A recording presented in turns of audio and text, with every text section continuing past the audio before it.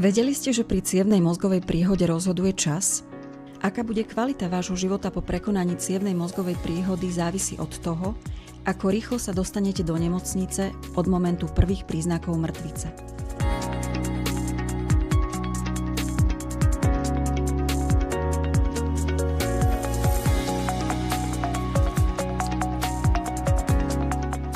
Cievna mozgová príhoda patrí medzi tie diagnózy, ktoré je možno spoľahlivo stanoviť na základe zobrazovacích vyšetrovacích metód. Pacient teda musí podstúpiť tzv. CT vyšetrenie alebo magnetickú rezonanciu s kontrastnou látkou. Na základe tohto vyšetrenia lekár-neurológ lokalizuje miesto a rozsah cievnej mozgovej príhody, stanoví diagnózu a určí liečbu.